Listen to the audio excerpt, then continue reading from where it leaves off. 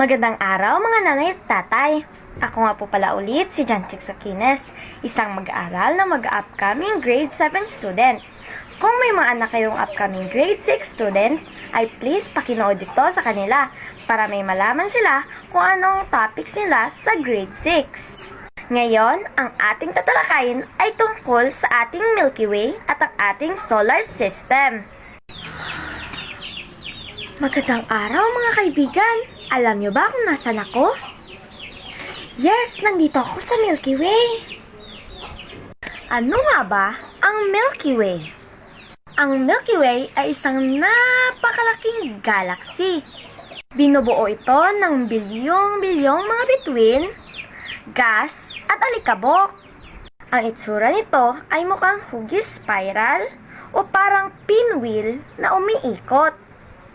At dito nakatira o nakapwesto ang ating solar system.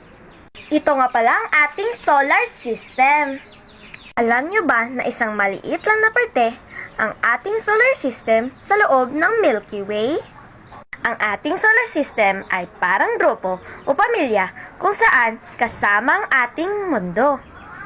Ang araw ay nasa gitna ng ating solar system. At lahat ng mga planets ay umiikot sa Sun. Merong 8 planets ang ating solar system. At ito ay ang Mercury. Alam niyo ba na ang Mercury ay ang pinakamalapit sa Sun? Venus.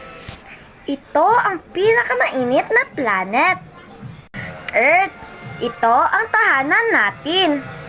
Mars. Ito ang tinatawag na red planet. Jupiter, ito ang pinakamalaking planet. Saturn, ito ay may ring. At alam nyo ba na merong higit na 150 moons ang Saturn? Isa dito ay tinatawag na Titan. Ito ang pinakamalaki na moon sa Saturn. Uranus. Ito ay parang Saturn, pero umiikot ng patagilid. Neptune, ito ang pinakamalayo and the coldest planet in the solar system. Now, let's explain the Sun. Ang Sun ay pinagmumulan ng init, liwanag, at energy. Tandaan, ang araw ay isa lang sa bilyong-bilyong mga bituin sa Milky Way. Yes, narinig niyo akong mabuti. Ang Sun ay isang bituin. Before we end the video, let's familiarize everything in the solar system.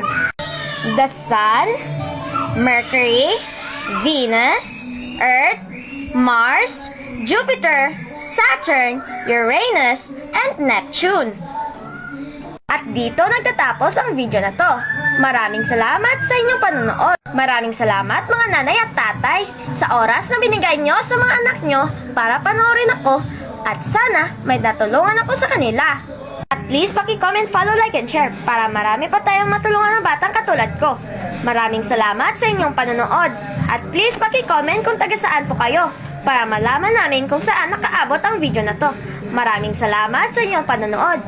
Bye!